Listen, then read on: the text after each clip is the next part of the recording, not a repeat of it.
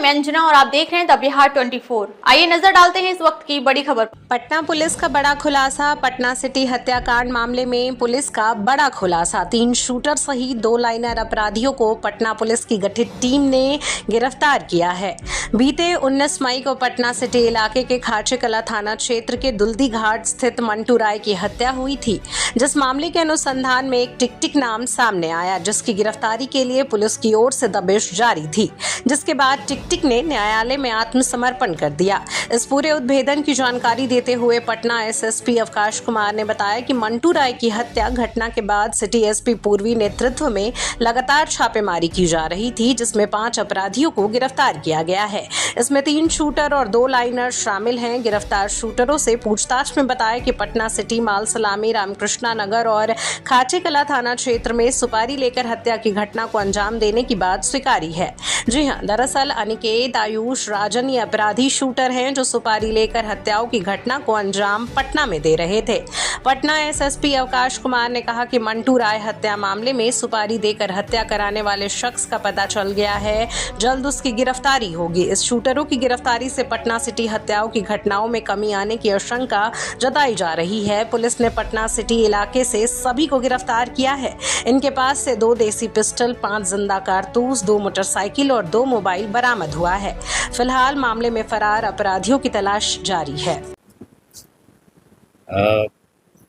पटना ज़िला में वरीय पुलिस अधीक्षक के रूप में 5 महीने का कार्यकाल हमारा करीब रहा, और इसके लिए सबसे पहले तो मैं अपने राज्य की सरकार, माननीय मुख्यमंत्री जी को धन्यवाद देता हूँ कि उन्होंने मुझे ये मौका दिया काम करने का यहाँ पर।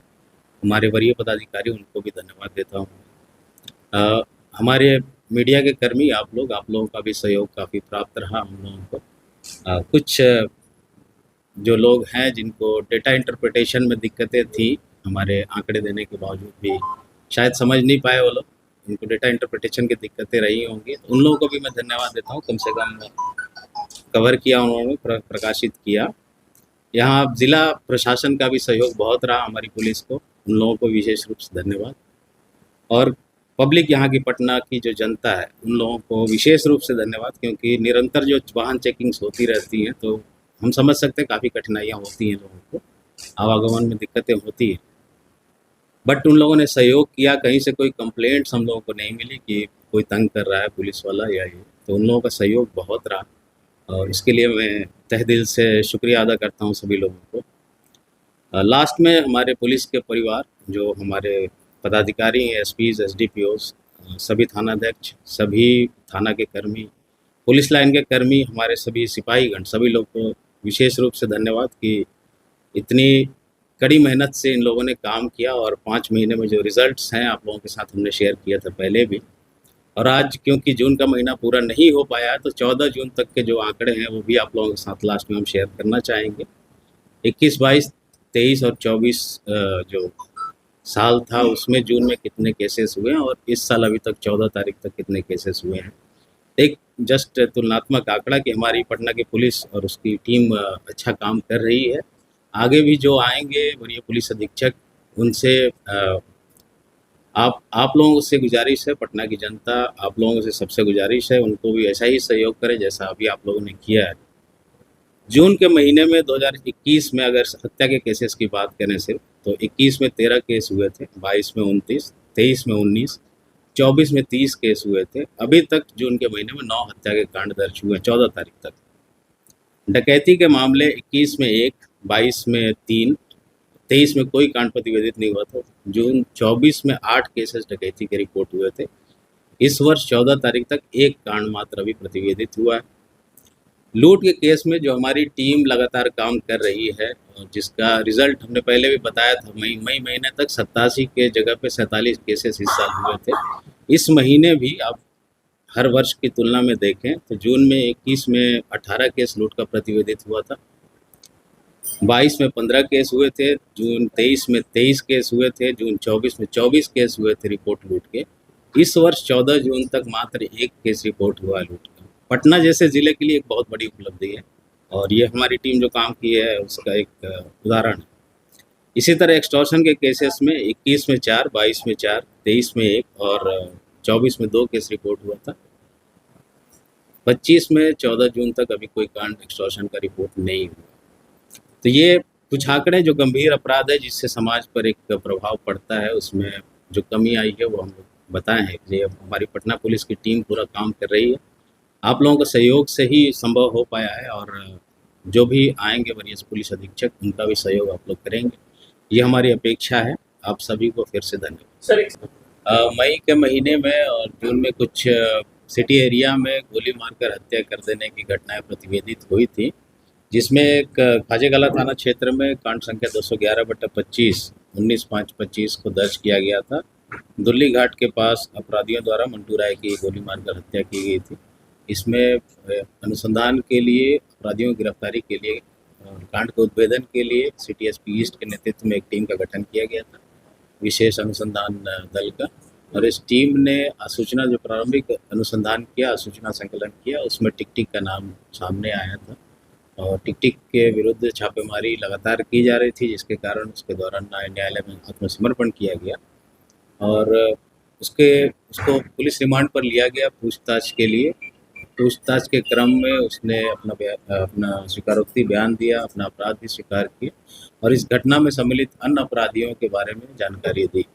उन अपराधियों की गिरफ्तारी के लिए ये टीम निरंतर प्रयासरत थी और उसी क्रम में कल सिटी एरिया से ही अलग अलग थाना क्षेत्रों से 5 अपराधियों की गिरफ्तारी हुई है, जिसमें 3 शूटर की भूमिका में हैं और 2 लाइनर की भूमिका में हैं। ये 3 जो शूटर की भूमिका में अपराधी हैं, इनसे भी पूछताछ की गई है। इन लोगों ने भी अपना अपराध स्वीकार किया है।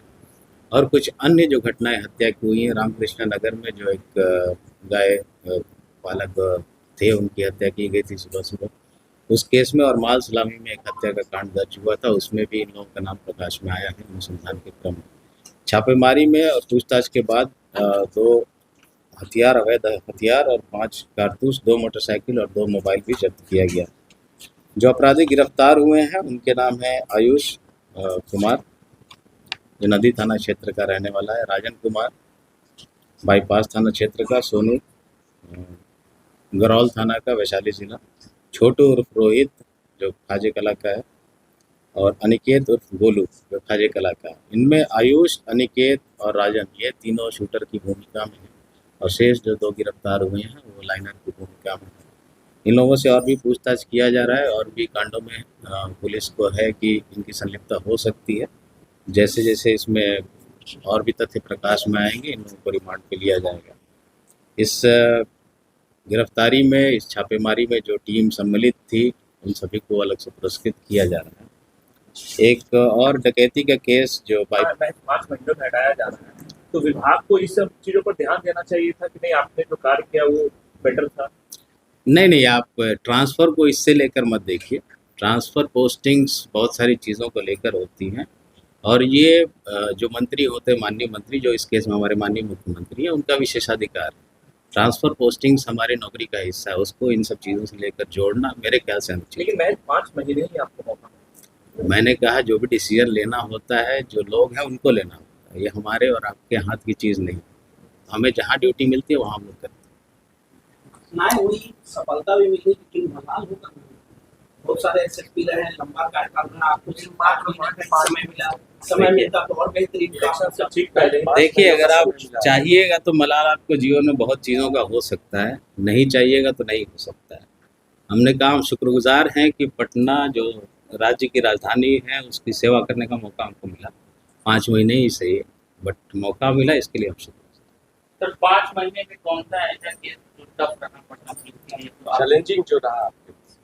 चैलेंजिंग केस एक तो बर्गलरीज जो हुई थी बीच में लगातार हो रही थी, वो हमारे लिए ज़्यादा चैलेंजिंग था, क्योंकि लूट की, डकैती की जो घटनाएं घटित होती हैं उसमें अमूमन जल्दी गिरफ्तारियां हो जाती हैं, डिटेक्शन सभी जगहों पे हो जाता है, बट गृहवेदन एक बहुत बड़ा चैलेंज होता है।